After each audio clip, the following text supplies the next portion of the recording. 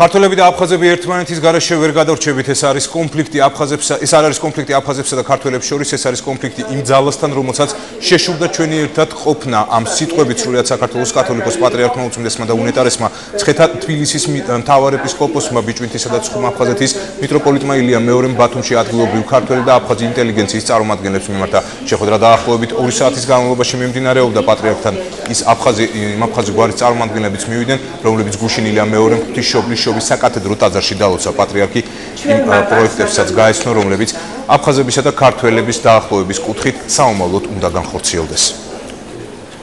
ეს არ არის კონფლიქტი აფხაზებსა და ქართველებს შორის.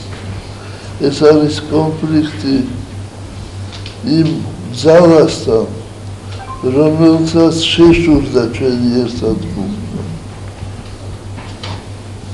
და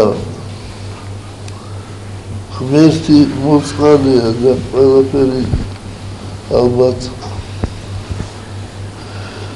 მალე კეთილად გამთავრდება.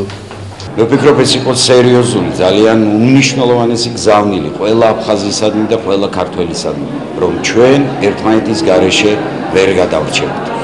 გარდა ამისა, დღევანდელი შეკრება, რომელიც პატრიარქთან შედგა, ვფიქრობ, სწორედ ასე სიყვარულით, შენდობით, ერთმანეთისადმი პატიებით შეგვიძლია დაუბრუნდეთ ერთმანეთთან